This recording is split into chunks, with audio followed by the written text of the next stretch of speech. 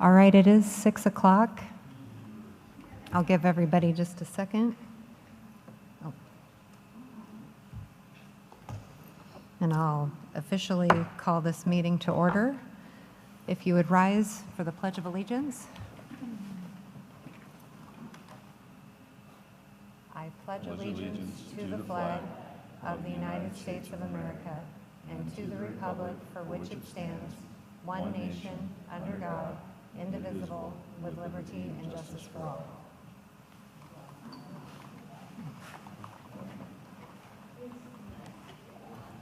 All right, thank you for coming here tonight on this very last day of school for our teachers and our students.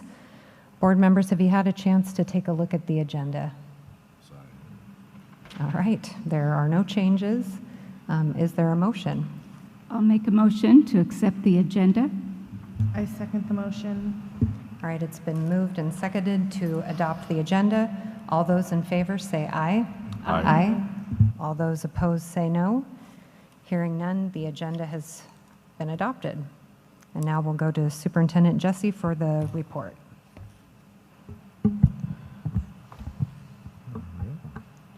Thank you, Board President Davidson, other board directors, community members, families. I don't think we have any students here in the crowd, and staff.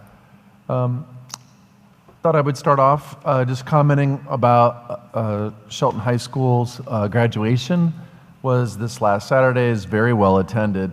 I thought it was very well organized as, for our students and our families. Quite a celebration compared to last year. The mood felt lighter.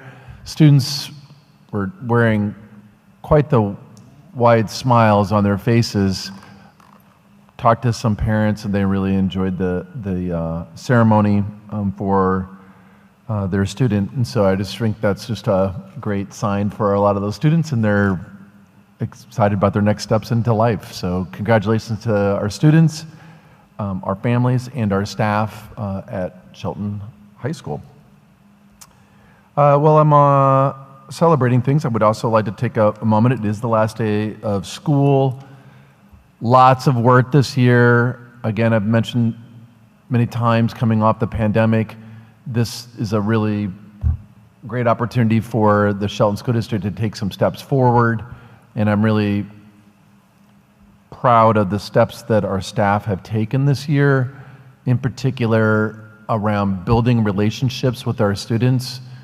Students have faltered a little bit about their socialization, really trying to connect with them just on an authentic level, what's going on, knowing the students' story, strength, and needs, making connections with them, and then helping students make connections with each other, and then, of course, engaging in learning. And some of the things that I've seen over the growth that I've seen across our 8 schools is just really quite tremendous.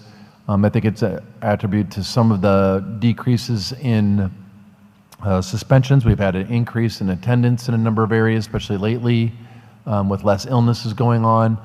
And that's a lot of hard work on their part. I really thank the parents for entrusting us with their students. And it's also the work of the students.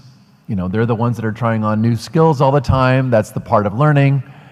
We're here to help them, bring them up, and help them take the next steps forward. So, what a tremendous school year. I'm really already looking forward to next school year. Part of our planning process. I know some of the staff know what I'm talking about. You just already are gearing up for the things for the 23-24 school year, and I can't even believe I'm saying that, 23-24, but the years just keep rolling on. So lots of things to come, lots of excitement. I know I've made a lot of comments about some of the things we got coming up, but in particular, this year and our focus within our strategic plan is literacy. Literacy is foundational. There's tons of stuff coming out right now. Doesn't matter which publications you're reading, the news is really covering it. And here for the Shelton School District, I'm so glad that the community wanted to wrap around books in writing, and I think that's something we should be really proud of, because in the dark of the pandemic, we made an excellent choice to focus on literacy. That will propel our students forward to being college and career ready. And I just thought I would read just a little bit of notes coming from the staff that as part of their reflections this year. Students are loving books and loving to read. We have actually achieved building a culture of literacy. Teachers had higher expectations and kids stepped up. Students were engaged during both reading and writing workshop. A student that was not reading at the beginning of the year had never read a chapter book. This student finished multiple chapter books this year and loves reading. That's at the 6th grade level. And from the librarian, students were far more purposeful in the library this year than in other years. They were purposeful in looking for books and were excited about finding ones they were interested in. And so I have here 4 books that are at the middle grade level. And in these books, and they're at different reading levels, different Lexiles, maybe you're familiar with that. They have inside them, as part of the instruction, is to interact with the text, we call, and the different literary elements that the teachers teach. So that's what they do. They teach usually one skill per lesson, per day, as part of their units of study, and the students try them on for size. And that's what all these Post-it notes in these books are labeled in here, and they interact with text for different reasons. Could be about character development, plot development, could just be about author's purpose, some elements specific to the genre.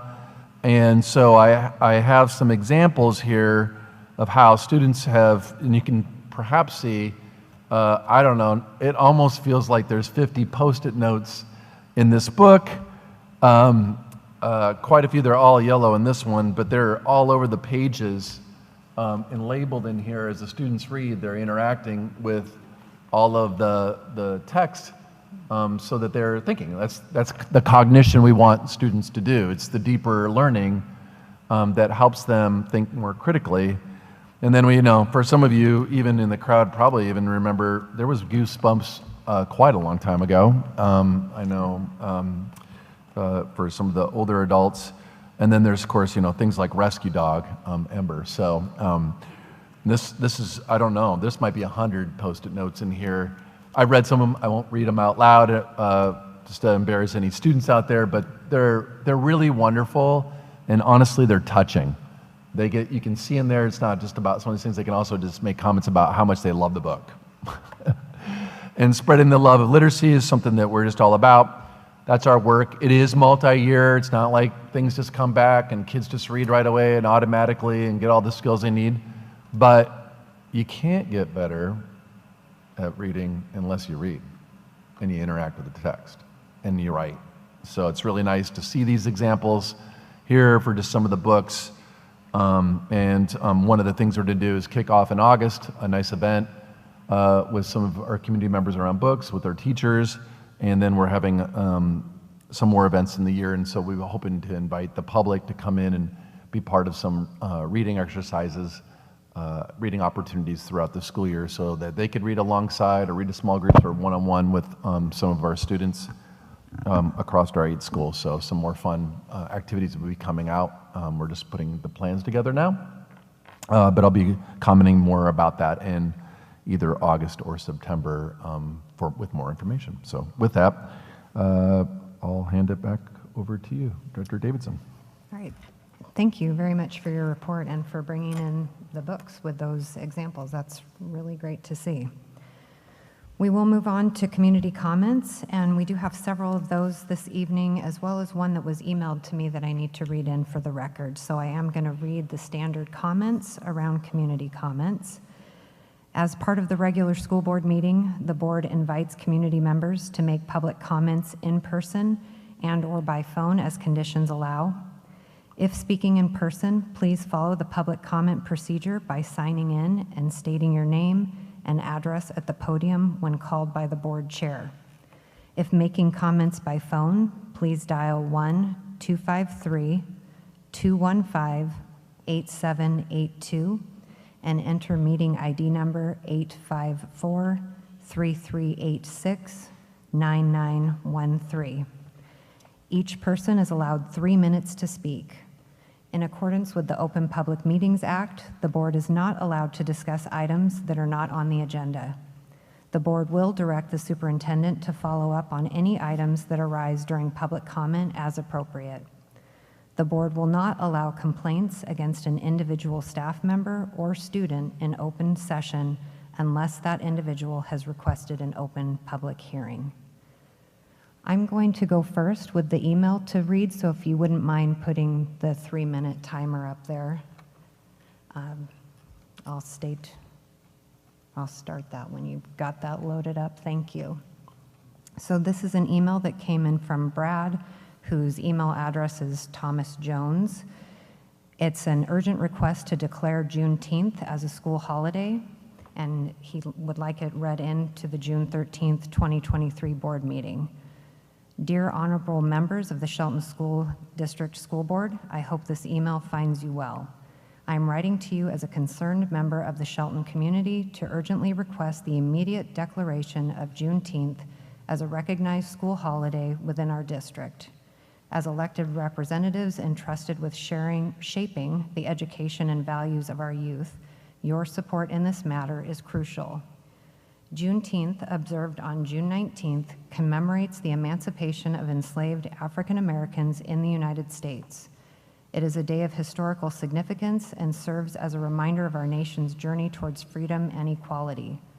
Given that our state has already declared Juneteenth a holiday, it is only fitting that our school district follows suit to demonstrate our unwavering commitment to inclusivity and social progress.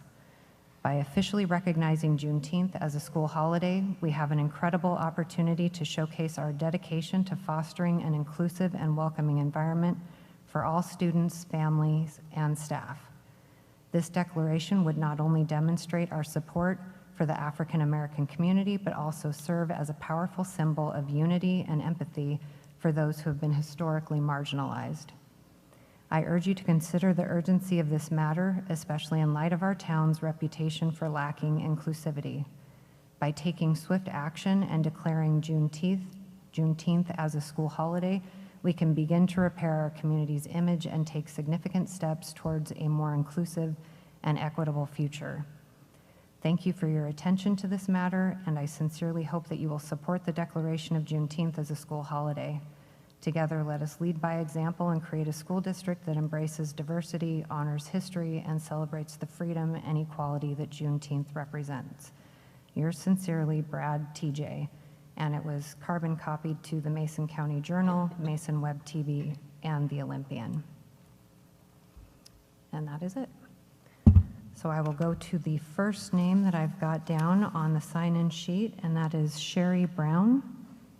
And I also have a Sterling Breen Cushing. Are you both going separately or?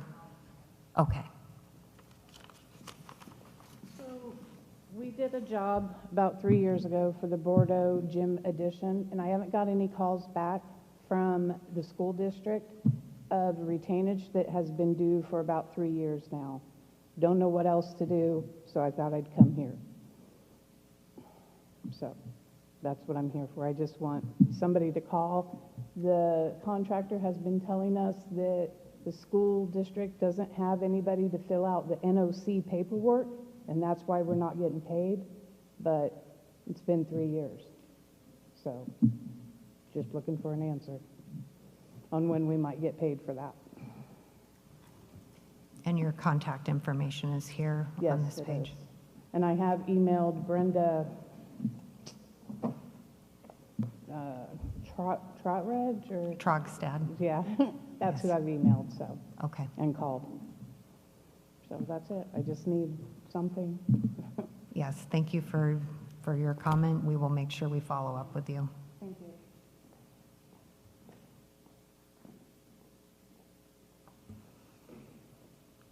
All right, Curtis Middleton.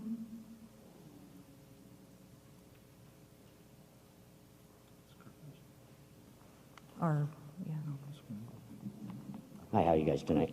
good. Thanks for giving me a few minutes. Just want to tell a brief story that's been going on with my son. He had surgery a couple of weeks ago, was out for 6 days total. came back to school, was given a provision to obviously work to make up all the work. Had an English teacher who, on a very large project, a large portion of his grade, had already moved the due date. And I will let, my son's going to speak next, so he'll let you know kind of what's going on in his personal scheduling arena. I would like to actually address the issue that we kind of felt like we got the runaround. When we were addressing this, I mean, it's a big deal. It took his grade, it was a huge portion. It took his grade from an A to a D, barely. And he's an AB student, straight across the board. So huge effect on his GPA. Academia, college in the future, it can be an issue. So, the surgery, he came home, he was literally on opioids for a week and a half. We were instructed in an email from the teacher that he had that time to do that. Well, that wasn't going to happen. And yes, there was some mismanagement of time up to that. He bit off a little more than he could chew with a couple of classes. He was in the school production of The Addams Family with one of the leads, things absorbing his time. When we came down to it, however, I was under the impression that we didn't have an issue because everybody would work with, you know, the idea that he had obviously excused absences, he had surgery. I guess what I'd like to say is, I think when looking at it, we were under the impression that there was a policy that guided this. When I spoke to the principal, the school district office, I was informed that after reading the actual policy, it's kind of up to the teacher's discretion purely. What I find is interesting is that out of all of his teachers, an excelling student that's not been in trouble, doesn't whatever, every other teacher worked with him and understood. I wasn't expecting a special treatment. However, yes, she had moved the date forward already for the due date. That being said, since she moved that date forward, but that was for the whole class because the whole class was behind in whatever.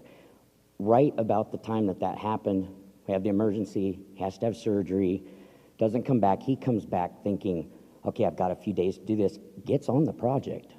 4 days after coming back, turns this huge project in. The teacher has it. He was then informed, no, I'm not going to accept it. You passed the drop dead date, so on and so forth. So I think it would be really helpful in the future. I'm not really expecting any change here with this instance because we've been running around in circles. I will say we were directed back and forth, told to go to the district. The district told us to deal with the principal, back and forth. So we ran into a brick wall around every corner. So I would like to see a policy change maybe in some structure about that time that's allotted so that we have a clear understanding and our students have a clear understanding about what's expected. Thank you. Thank you very much. Hunter Middleton?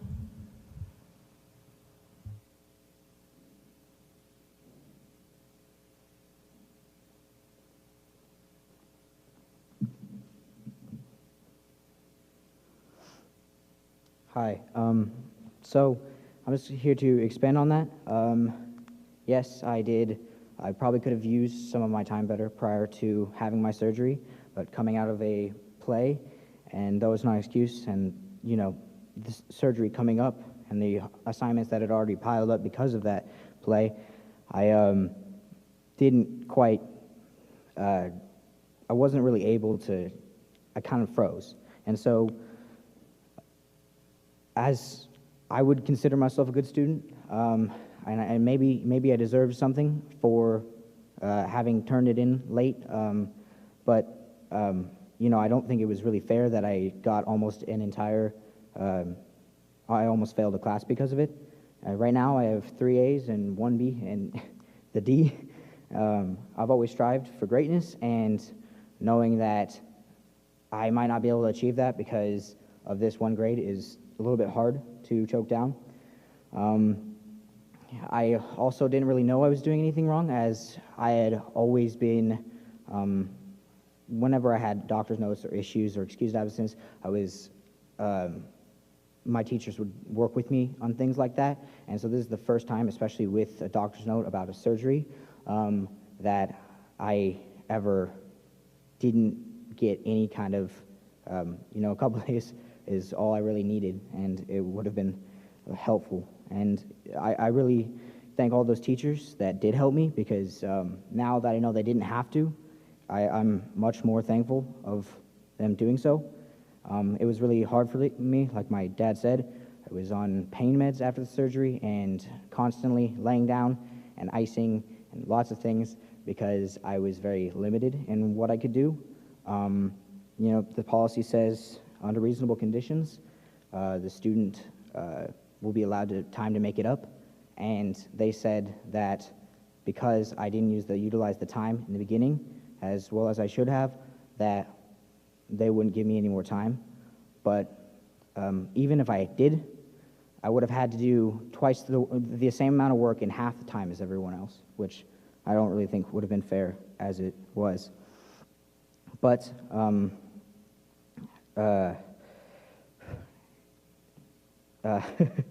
so I guess I'm legally, nothing has to be done, but I'm just asking for a little help because I'm really struggling with this at the moment because it's the only D I've ever gotten in my life.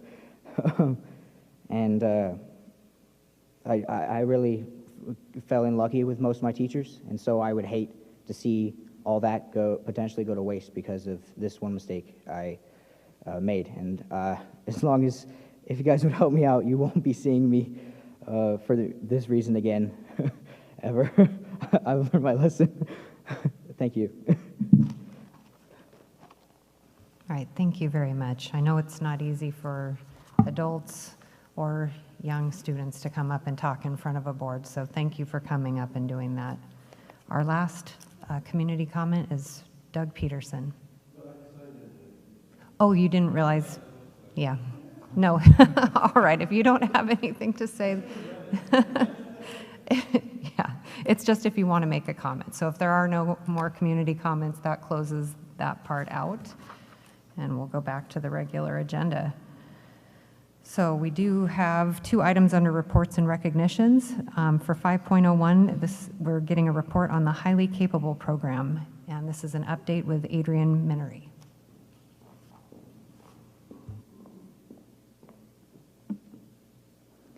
All right, good evening, Madam Board President and other esteemed board members and Superintendent Jesse. I am here tonight to give a report on our highly capable program services in the Shelton School District. So this is an overview of our screening and referral process this year. Our referral window was open in December and January, and staff and families were notified via multiple methods. So you can see these here with email, letters that were sent home, printed letters with students, robocalls, our district website, and our social media outlets. Our outreach documents were translated, and then as well, we follow OSPI's procedures and do a universal screening. This year we did that at 2nd grade, and so our 2nd grade students took a shortened version of, it's called the COGAT test, so it's a COGAT screener to identify students who, for further testing, who may not have been referred. So our identification and services, so students are 2nd graders who are identified through the screening process, and then students who are referred at all grade levels, K through 12, then took the COGAT full battery assessment. And our multidisciplinary team met to review student information. So that included multiple data points that I'll show you on a further slide. We do use multiple objective criteria to identify students for high-cap services. And those services include differentiation, small group instruction, project-based learning, clustered classroom placements at K through 8, and then AP and advanced coursework at grades 9 through 12. And here you can see that we've continued to see an uptick in students identified. So we do have students graduate out each year, but in the fall of 21, during the pandemic, numbers had been going down. And then last year, you can see the increase there to 88, and then 93 students identified this year. So that's 93 total students.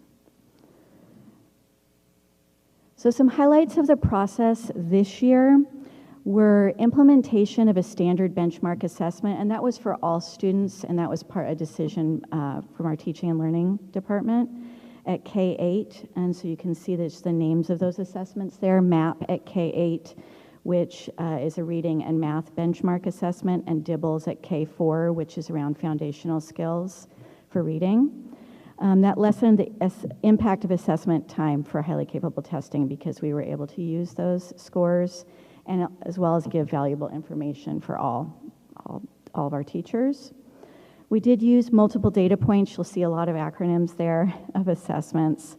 So those include our district assessments as well as state required ones. So MAP is our benchmark assessment for reading and math. WIDA is an assessment for multilingual students, a state assessment. SBAC is a state assessment. COGAT is an assessment used to assess cognitive processing. WAKIDS is an state assessment again for kindergartners, and DIBBLES is the assessment for foundational skills for literacy. We did go through comprehensive program review this year, and we had full approval and 0 findings through that process of our services. And then looking ahead, really excited, as Mr. Jesse mentioned, doing a lot of planning for the 23-24 school year. So we will be providing professional development for our teachers, our cluster identified teachers, who will be taking students who are identified for services, for highly capable services at K-6, in flexible small group instruction and differentiation as part of our ongoing support. So that will start at Summer Summit, and then they will have sessions over the course of the school year. We do have clustered classroom placements, again, for K-8. I'm excited to report that we have an increase to 10 AP classes being offered at our high school. And we have been formalizing a process for transfer of program records for feeder districts that will make that process easier for our families. So with that, thank you, and I'll open it up to any questions.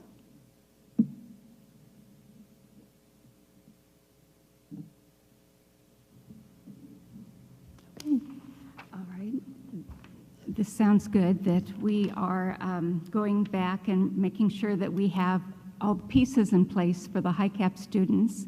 At one time, I fought really hard for this in-school cluster-type high-cap program, so I'm glad to see.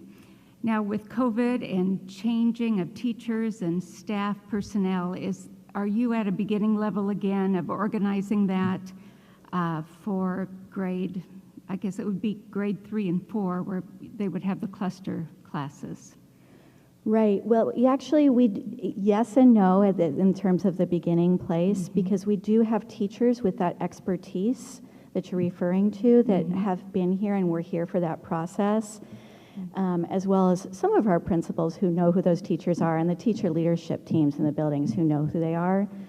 And then, as you referred to, we do have staff turnover, so we will have newer teachers who are identified as being the teachers at those grade levels. The building principals have been identifying those teachers at the grade levels where the students are placed, so that even at first and second grade, they can have those cluster teachers in those grade levels as well. Okay. The all-school testing in second grade is a level that you test every year, but you also have the clusters in first and second? Yes. And how do you identify those students? We have. So we went through the process this year, so we have our full list of the students who have been identified, and I keep track of the list in our homeroom dashboard, so I know who they are, and the principals have identified the cluster teachers for those grade levels. So after the students are tested, you look at their scores. They have to hit a certain percentage or a certain amount of achievement to be identified? How do you go about that? That's a great question. So it's a complicated process, and we follow state law and OSPI recommendations around it. So what that says is we can't use one single data point to exclude a student.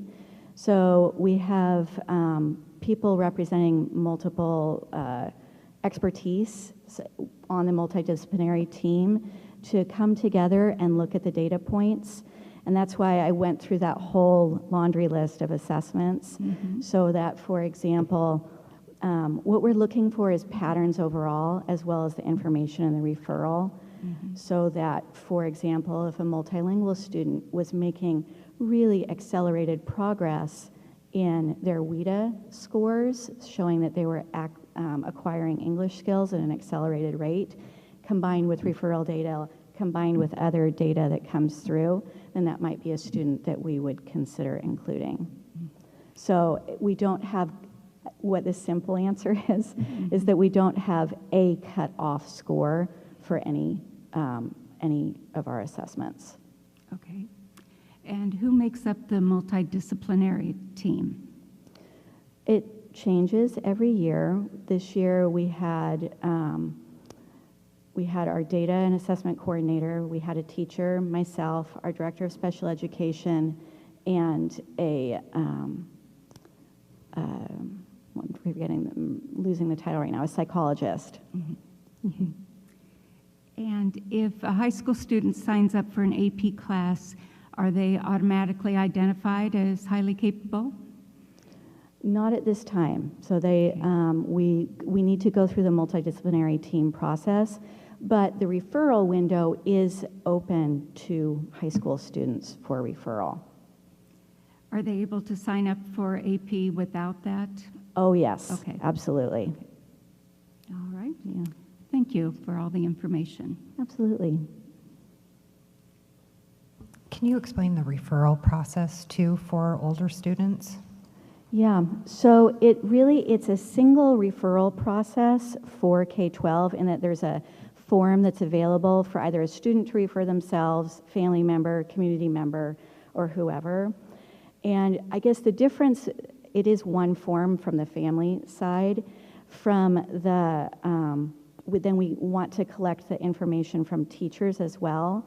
So at our high school, then we connect first with the counselors who would be able to help direct to a teacher, or if we, to get that information from teachers, because we don't necessarily need a referral from every one of their teachers that they're, a class that they're taking at that time.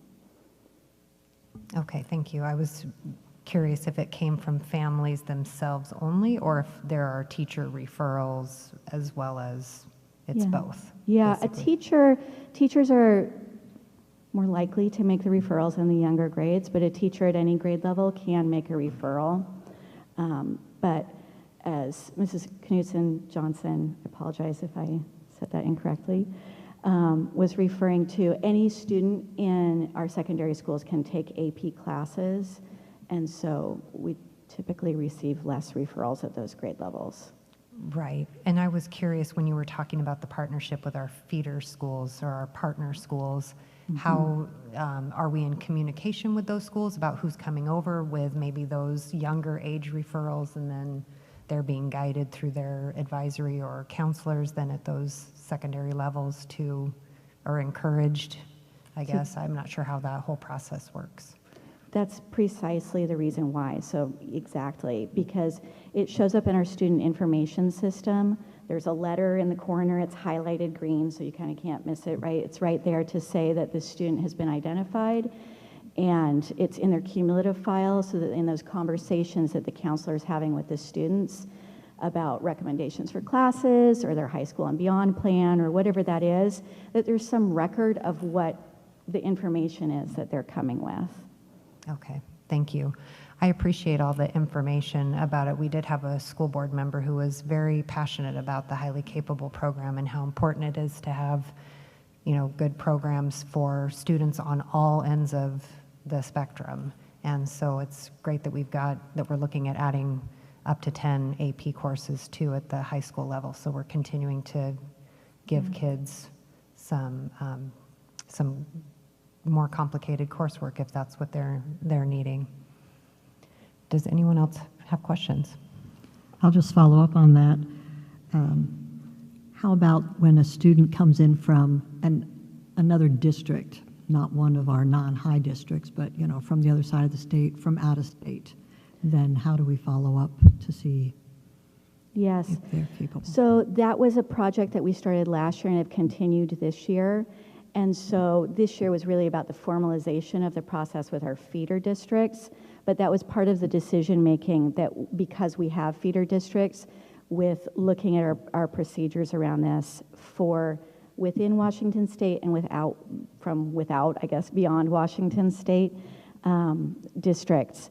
So what we have done is we have said if a student was identified in Washington State and thus was following the policies and procedures, state law, in terms of how we identify students here, then we would automatically, they need to transfer those records to us, and then we will enroll the student for services here. When a student was identified from someplace that was not following the same procedures because it's not outlined by our state laws, our procedure is to send the records, the cumulative file, whatever information they have, to me as the highly capable coordinator so that I can bring it to our multidisciplinary team to make decisions. Thank you. No other questions? All right. Well, thank you very much for your presentation today. Thank you. I'm passionate about the topic as well, so I appreciate it. Yeah. All right, next up we have 5.02, which is the budget status report for April 2023 with Brenda Trogstad. Good evening, President Davidson, Shelton School Board. I would like to present to you the April 2023 budget status. The good news is general fund, April is our tax collection month, so that's my favorite month of the year. We ended with $3,831,090.45. You will see, though, in May and June, those are our lowest apportionment months. Those are 5.5% and 6%, so you're going to see a drop again before it climbs back up, so just to warn you of that. Capital Projects Fund, I'll reiterate what I presented last month. We are a fund balance district, not a cash district, so we have to book liabilities. So our capital projects is showing negative $5,924.60 in fund balance. You will see that go up to a positive because we did receive a deposit from one of our non-high districts on our projects recently. Debt service fund, again, that's one of our biggest tax collection months to pay bonds. And we ended at $2,828,710.73. We did pay interest on May 31st, so you will see that in May go down also. Associated student body ended April at $499,756.37. Transportation Vehicle Fund ended April with $446,424.82, and at the beginning of June we did pay for the new bus, so you'll see that drop in June.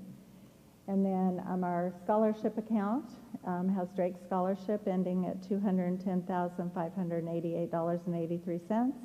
The Mike Johnson Memorial account is at $3,259.06. And the Bulk Memorial Scholarship ended at $26,401.42. So, are there any questions? Any questions? It's pretty clear. Yeah. Okay, thank you. Yeah, thank you. Okay, up next is the consent agenda, which has a number of different items on it. Our usual board minutes, proposed personnel report, different warrants. Are there any questions, or is there a motion? I would make a motion to accept the consent agenda. I second the motion. It's been moved and seconded to approve the consent agenda. All those in favor say aye. Aye. Aye. All those opposed say no. Hearing none, the consent agenda has passed. We've got one item under discussion and action items, and that is 7.01, the proposed revised policy number 3200, student conduct and discipline. And we've got Lisa Markinson and Superintendent Jesse will be doing this. This is a first reading, and it's a discussion only for this. This will forward the slides, correct? Okay. Awesome. Hello, good evening. I'm Lisa Markison, and I'm here to talk with you about a proposed discipline policy update. In my work as the Director of Student Wellness, much of what I do connects and is grounded in Priority 4, and that's mainly around discipline and attendance. This policy update is being brought before you to not only bring us into compliance with the state law, but to also establish standards of quality and expectations around how we will support positive behaviors. This is just a quick overview of a few of the proposed language changes, and I think you'll see how they sort of, how they link to a more positive environment. For example, in the first one, it says, a student, in our current policy, a student's refusal to comply with written rules and regulations regarding student conduct is language you would see in there. Whereas the start of the proposed one is a focus on supporting a positive school climate and purposes of the policy to support students. Another example, there's a section around conditions for the imposition of discipline. In the proposed one, in the same place, is identifying and addressing discipline policies and practices that perpetuate educational opportunity gaps. A third example around collecting and reporting data is that it's more specific, and the district will use disaggregated data to monitor the impact of the student discipline policies, practices.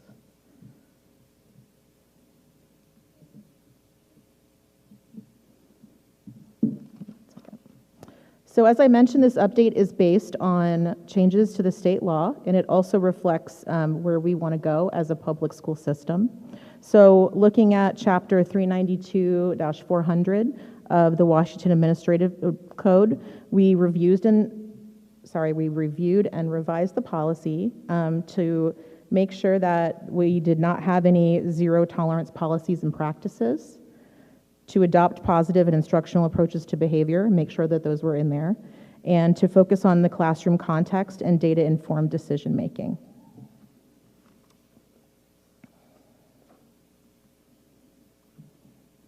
As we're thinking about discipline, we want to think about what the research says.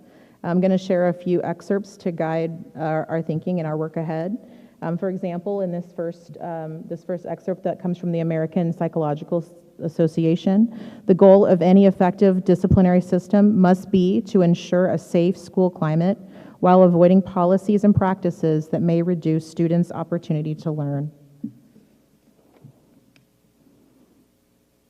And the second, schools can both keep their school community, including students and school staff, safe while ensuring every student is included, supported, and treated fairly. Consistently applied, evidence-based approaches to discipline are important tools for creating learning environments that are foundational to the success of all students, and that comes from the U.S. Department of Education. So keeping these quotes in mind, we know that our students need and deserve a discipline policy that guides our staff to improve equity and fairness in administering discipline.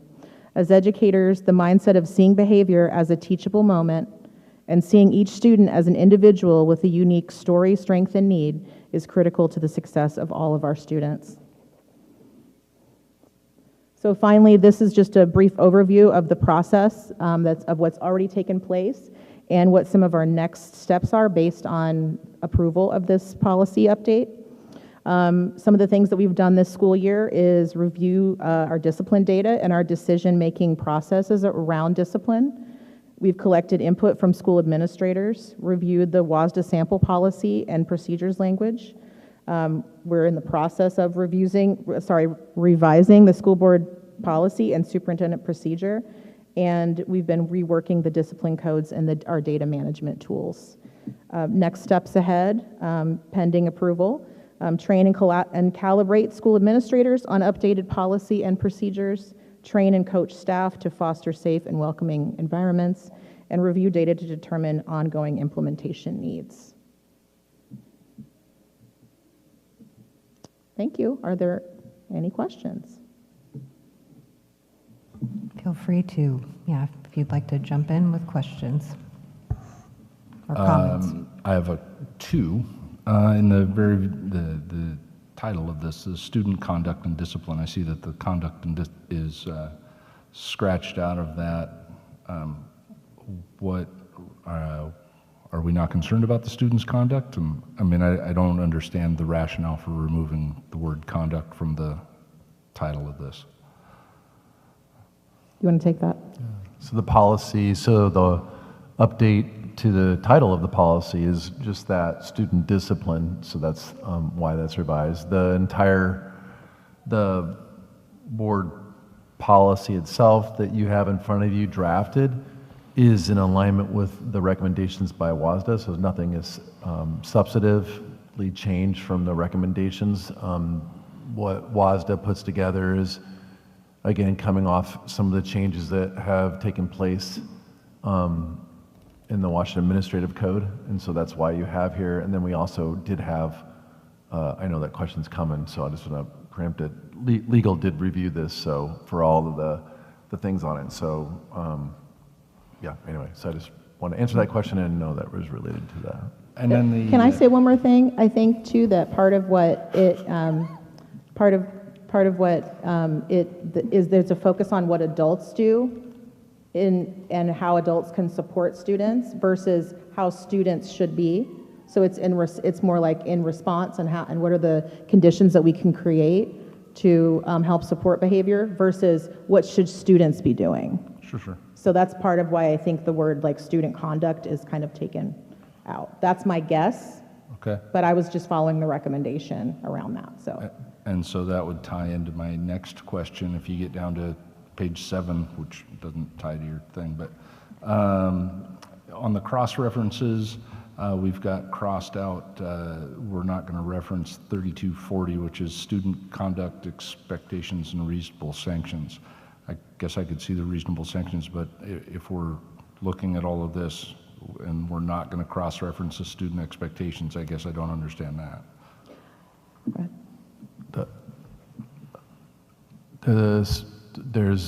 There's complexity there, but there's an easier answer, which is that we don't have that policy. So if you're not gonna reference something that we don't have, and so they take away different policies come and go. So some get old and they get retired, and so in this particular case we added some, and then those are the ones that went away.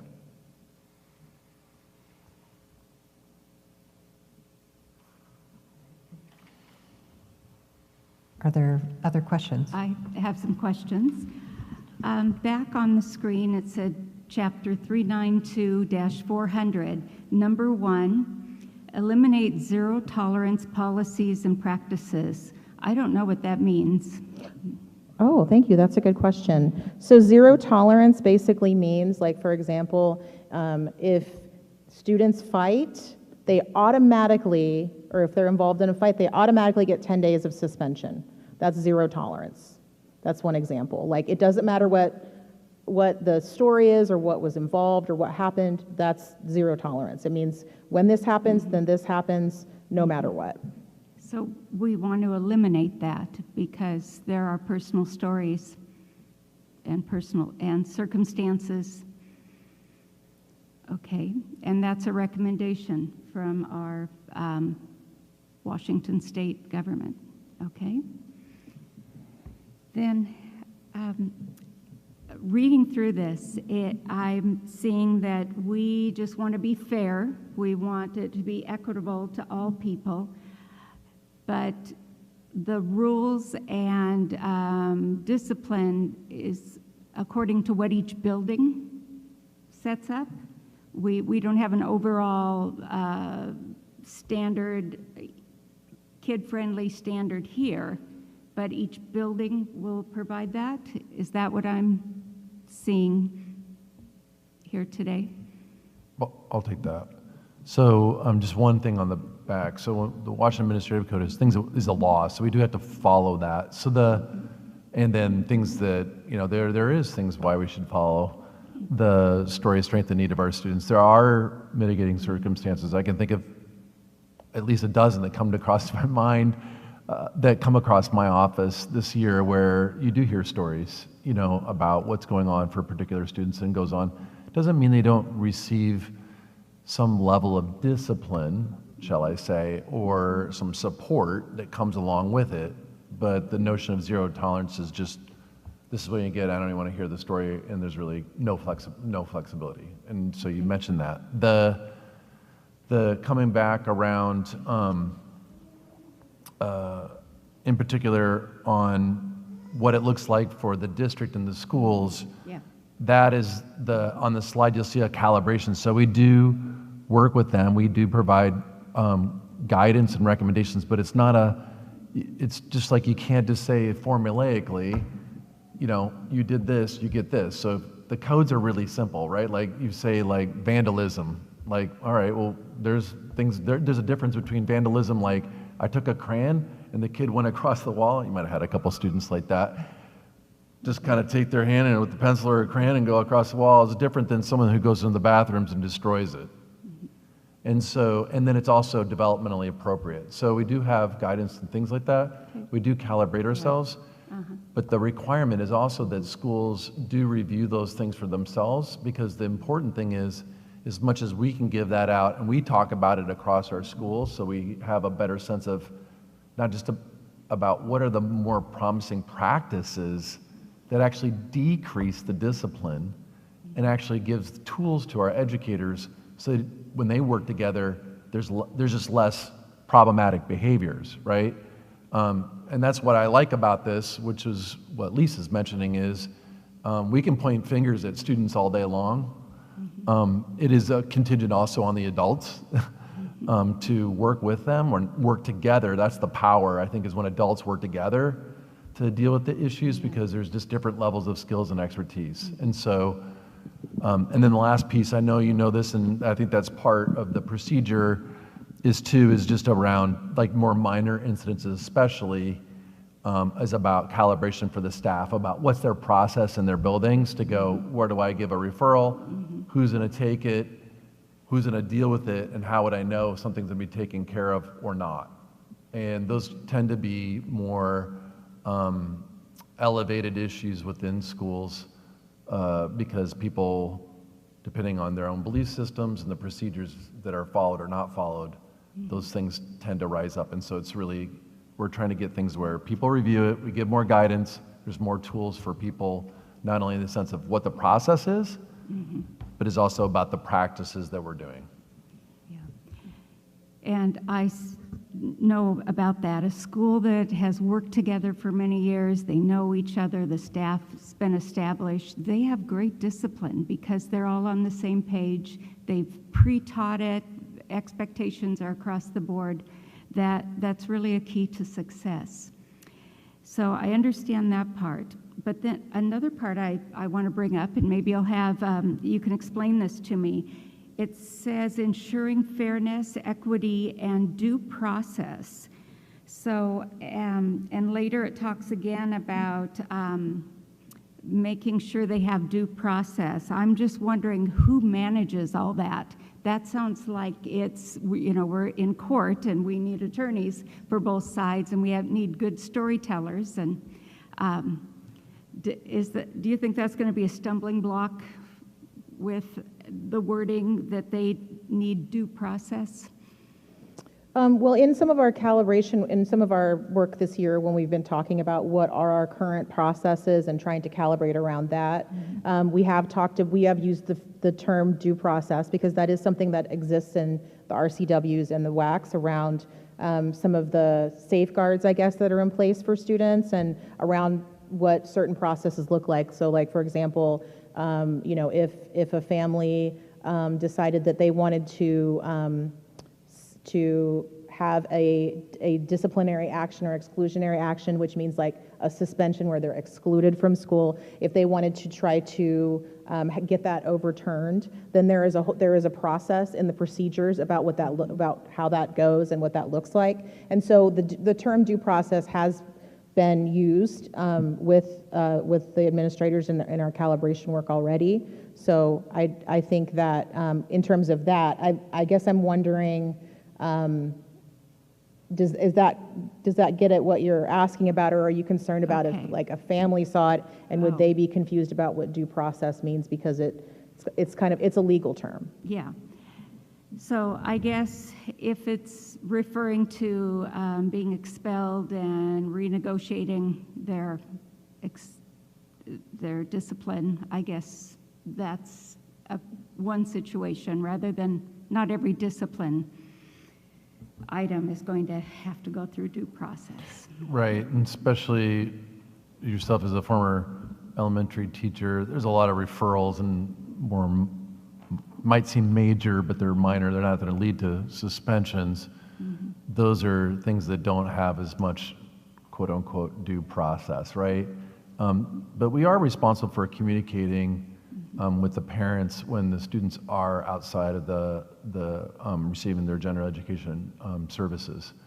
So any kind of removal like that for any kind of extended time is contingent upon us to do that. That's part of due process.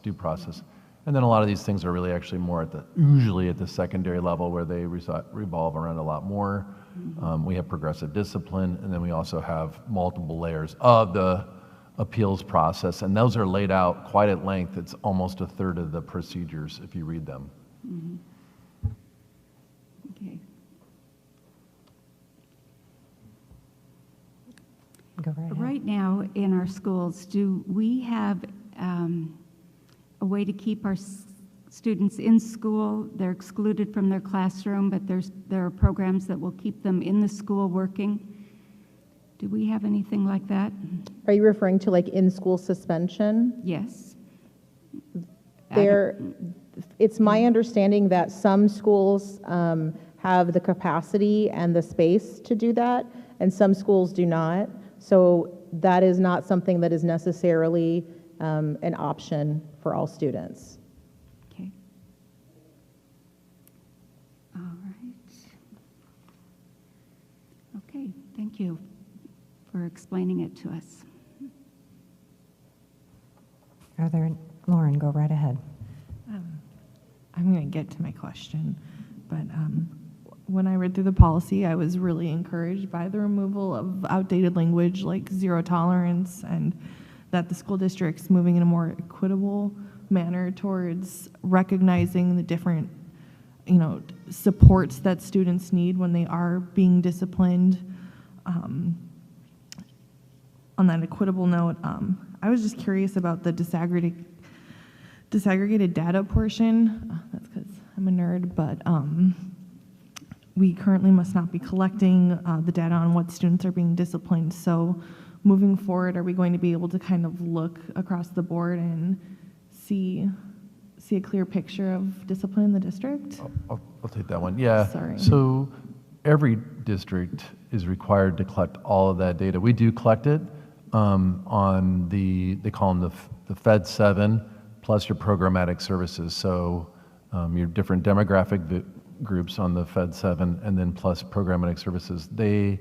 I'm going to try to put it in a simple way, but just imagine this.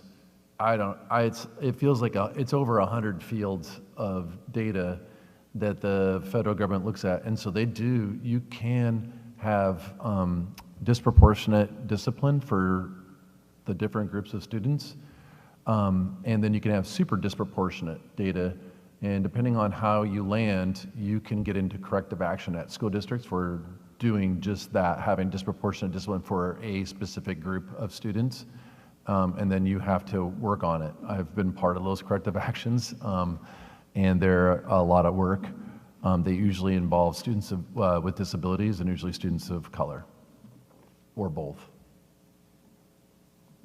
So moving forward, we'll be able to kind of look into that data a little bit better and make sure that Yeah, we do. We do look at it. We've actually done a lot better in some of our disproportionality on it. There's been some shifts lately. I've been noticing an uptick. I don't know if Lisa saw this too, but there's been an uptick in students who identify as Latino. Been for some discipline in some schools. Actually, that's not been something historical. And the reverse is for students who identify as Native American. In some places, but that also has been trending down lower for us as where they had a higher rate just even a couple of years ago. So we do see trends. It's kind of an unusual period right now for us, I think, on just coming off the pandemic, to be honest with you. And then I would add we are significantly below, though. We've dropped a lot of our suspensions. And I think that when people hear that, they say, well, the school district's not doing anything.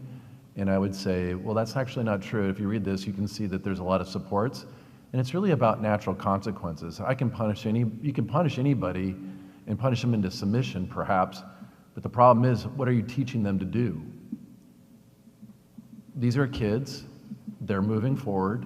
They go into the community. I would sure like to teach every student that goes to the Shelton School District the social skills and how to self-manage, so that they can in turn be productive citizens as much as they can, because if not, I mean, they're all our neighbors. So that's our work, you know. And then the natural consequences, they do have to feel uncomfortable at times too, but it's not about punishment, right? It's the sense that you're part of a community and how are you gonna restore things and get things back in place. Cleaning a wall, for example, helping to put back together a bathroom stall, those are natural consequences. Are they fun and do kids like to do those things? Generally, no. But they are also things that they can learn from, that your actions have consequences. Here's what they are. Sending kids away, the research will tell you this is decades of research will say, I'm sorry, I'm going a little on a tangent on this, decades of research. If we suspend students and you send them away, that suffers actually breaks the relationships with them, and then they're more likely to do more other problematic behaviors because they don't feel a tie to it, and they're also labeled. So it's just, you have to create that balance. And then my last note is, you know, we're not anti-suspension. I think this is always one of the things too. We're not anti-suspension. Sometimes you do need a break. And sometimes there are those days where kids just are having that they've made some bad decisions. Everybody needs a break for the safety of everybody, and then bringing them back together as soon as we are possible with that. So those are, I say it in generalities, but those are really about what this is about moving forward for us and just being in compliance, obviously, with the law and the directives coming from the Department of Ed and OSPI. Well, thank you. There's a lot of public comment on discipline, so I'm excited that there was an opportunity for us to, you know, go into this a little bit and look at the things that the school district is doing, and that maybe just because as an adult outside of the school you're not seeing consequences doesn't mean that the student isn't getting the help that they need. Thanks. I guess I would like to just capitalize or, you know, review. You mentioned reworking the codes, and I think we've, you know, heard in conversations before that sometimes when you're talking about 100 different codes, one person enters an infraction or, you know, an event under this code and somebody else enters it under this code. And I think we're trying to get more standardization between how those codes are used and when, so that we get better data to disaggregate against. You know, I'm a data nerd too, and you know, it's garbage in, garbage out. So the better you can categorize your data going in, the better you can look at the results going out. And I assume this policy will be posted on the website under the policies that are looking to be reviewed, so that the public can. It's in the public packet, so that they have a view of it. Okay. And then the current, we're having technical difficulties getting it posted into underneath the special section for policies and procedures that are under review. We just, sometimes technology does not, that would not be the first time we've had this conversation, but yes.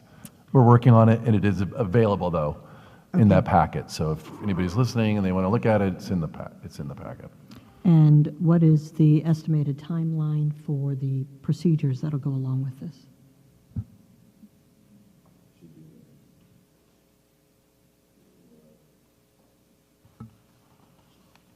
There, I'll put those there with it. There, we do have those. There's no separation of that. We have them. We have the drafted procedures. They did not get put with this packet. Yeah, they're not with our packet right now, but we will. I'll attach them to the packet and then I'll send them to you. That's Okay, fine. this is a first reading. We'll definitely have a chance to review all of that and be able to submit, ask any questions that go along with that as well.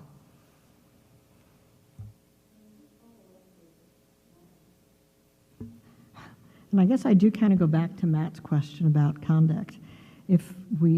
Do we not have any sort of policy that lists student contact if we don't have student conduct, if we don't have policy 3240?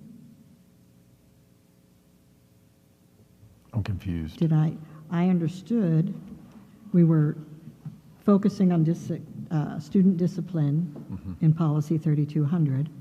Matt pointed out that at the end of it, it referenced a policy that was 3240, student conduct expectations and reasonable sanctions. And that was being struck because we don't have that policy. So then my question is, do we have student conduct policies at all? anywhere? Yeah. Or does that just exist by each buildings? I know that like Shelton High School, you get the big packet at the Inside your beginning of the year student handbook that you and- have to sign, Yeah. stating that you and the student has to read it, the parents have to read it. I don't know if everybody reads every single word, but it's a big thing of what the expectations are at their school. But I'm curious too, does that eliminate it from our policy? And there probably are other references to. Yeah, it's not required. Again, it's not required to be part of this. The requirement. Not required in this policy, but then is it exist in other policies, I guess? I'll have to go back for that. Yeah, And you'll have to email me, or I'll have to circle back with you exactly what the question is about what the requirement is, because there's a lot of requirements. So I just want to make sure. The handbook, yes, you have to have a handbook. You do have to lay out, and it actually is in reference to this particular policy that we're talking about, 3200, to lay out that there are these, especially due process, so that she's talking about that there are codes of conduct. What are they? And then in reference to that is specifically what is the due process that my student does or does not have. We do have to reference that in a student handbook every year, part of that. It goes in the student handbook because it goes to the students and the families, and so that's why that is signed off, exactly as Director Davidson had mentioned. Yeah. Sorry, there's just so many rules and regulations. Which one are we talking about? Right, and Yes. I was thinking the same thing. And Sandy, I don't know if that answers the question, or if we do want to look into separately to see if student conduct is referenced in other policies. Yeah, and I'll just, go back and review some of our policies and see if it is addressed somewhere else, because it would make sense that a handbook is pulling the code of conduct from some policy or some authoritative statement. So we'll just see what we got. Yeah, we can definitely look into that.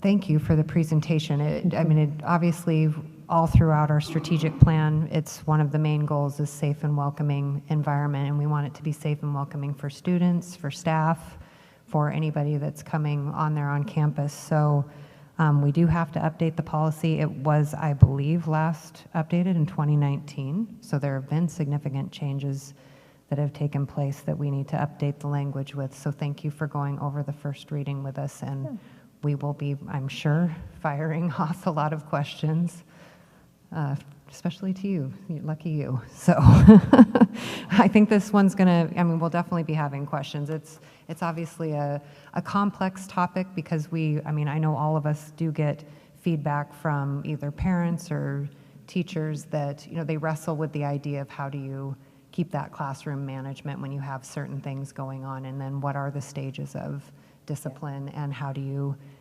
when your goal is trying to have the kids be engaged and get their education and become good community members. That's truly what the goal is, and not separating them from the school and labeling them and not having them come back. So, and lots of different levels to discipline. So it's a complex subject. So thank you for doing the first reading with us. We appreciate that, and we look forward to the next updates. Thank you. All right, with that, we go into board member comments. And Lauren, if I can start with you this evening, if that's all right. I don't mean to put you on the spot, but I'll work our way back down. I just want to thank everybody for coming out and giving public comment and participating with us in the school board. Graduation this weekend had great numbers, and I was really encouraged and excited for this class, since they were the class that started freshman year in COVID. So it's a very different high school experience. Must be very difficult to come back and, sophomore, junior year and join clubs and find people, and things like that. So great turnout. Early on in your discussion, you gave, Superintendent Wife, you gave the teacher comment, and they used the term culture of literacy. I really liked that, and I wanted to build on that and just remind everybody that even though it's summer, if you have kids, to keep them reading. And we have some great library programs in our community, and we are also now in Mason County a part of the Dolly Parton Imagination Library. So if you have a young child, you can sign them up and they will get a book.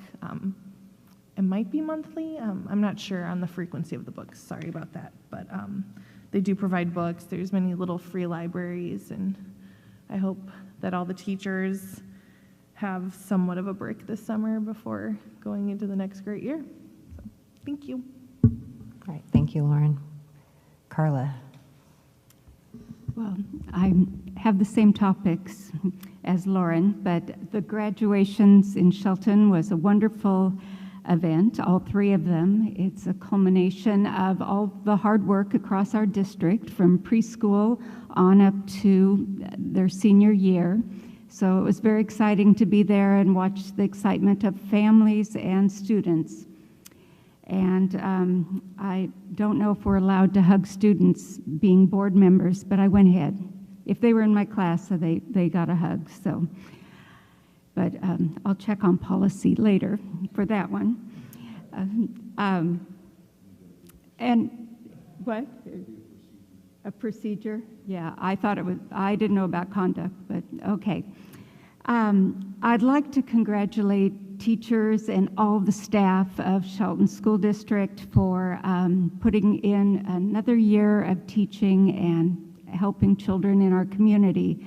It must be a great relief this afternoon to know that this year has come to a conclusion, and that there's a fresh start coming in September. And then one other thank you I want to give out, and that's to our HR director, Linda. Thank you for your years of service. You didn't change your mind. You're leaving at the end of the month. Thank you. I know the hard work you put into our district. I've been by your side as I watched you easily throw things together and create great results for us here in Shelton. So congratulations, Linda, on your retirement. That's it. Thank you, Carla. Sandy, do you have comments?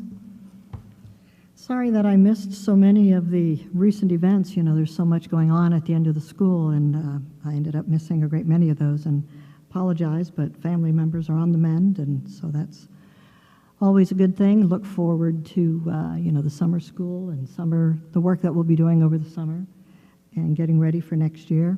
Again, a thank you to Linda Arnold for her years of service. That's been very good. Reminds me of, I also missed the retirees and years of service awards, so I would extend congratulations and thank yous to all of those people as well. So that's it for me. Thank you, Sandy. Matt. So graduation was better this year than last year, and I thought last year was great. In all the graduations I've ever been to, I've never seen a more passionate or compassionate principal get up and actually have his voice crack while giving speeches.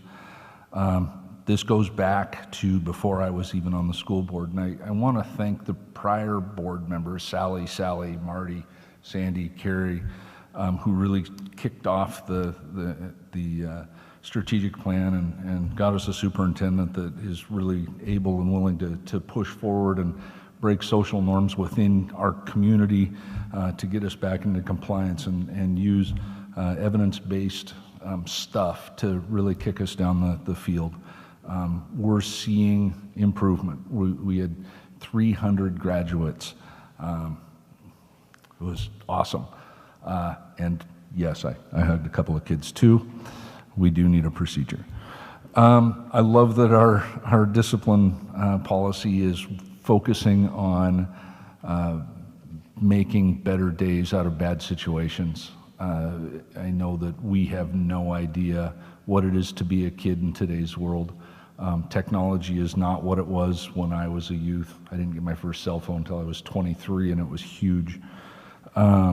Everything is changing. To that end, focusing on our literature, our culture of literature, this summer, a couple of things that I would recommend to specifically the teenage males out there. John Turno is a local legend, and there are several great stories about him to get you through the summer. Anything by Jack London, and the author that got me to read starting at about 17 is Patrick F. McManus. He's an outdoor humorist, and he writes, it's all short stories. They shoot canoes, don't they? And Poof, No Eyebrows are some of my favorites. It's obviously summer. I wore the uniform, and have a safe and happy summer. Be nice to each other, as I always say. So, thank you. All right, thank you, Matt, for always bringing a little humor and some good book suggestions. I'm going to reiterate some comments. Graduation, all three of them were wonderful this year. The principals of each one of those schools and their staff did an amazing job. It started with choice, and that is always such a wonderful and just personal environment. And then Cedar, that group of kids, they were cheering for each other like I've never seen a class do. I mean, they were hooting and hollering, and one of our student board representatives, Quinn Martin, he was their class speaker, and he did an excellent job and wants to become a biology teacher, and maybe we will be getting him back someday. We know he's an excellent speaker. It was great to see that. And then Shelton High School's graduation this Saturday also just had a sense of joy and positivity and warmth that, last year's graduation was coming off of the pandemic, and it was so exciting to have a normal graduation again, and it was wonderful. But there just seemed to be a little bit of a lightness, and I hope we keep moving just as a whole society forward with that feeling, because we are just getting out of all of that. It was a wonderful graduation, wonderful to see students that I've known, their families. It was incredible to hear that we had just a handful of kids not graduate, and that even out of that handful that weren't graduating, I think several of them are going to be making up their work over the summertime and will be graduating soon. So we had excellent graduation rates this year, which is a testament to each one of those schools, their principal and staff as well. I was also lucky enough to attend for my own daughter the OBGH 8th grade moving on ceremony, and that was an incredible ceremony that they do there. And this year they had coordinated to have the seniors walk through the hallways for the 7th graders, and then they brought the seniors through the ceremony, which was really touching to see too, because so many of those students knew the teachers, and you could see the teachers coming over to give them high fives or hugs. fist bumps, and then also they might have a sibling at that school or family members or just relatives, and so it was a really exciting thing to have the graduating class walk through, and I saw different videos from all the different schools. To me, that's one of the most exciting things, and that did start when I was on the board, was to have those seniors walk through the schools, and you hear the little kids' excitement at seeing these kids walk through, and there's pride for going back to your school. There's pride in graduating. It just was really neat to see that this year. And then my daughter's also with a number of her classmates. I think it's it's somewhere in between 30 and 40 of them. They traveled to Washington, D.C. Saturday morning. I got to drop her off at like 5:30 a.m. before then coming back and going to Shelton's graduation.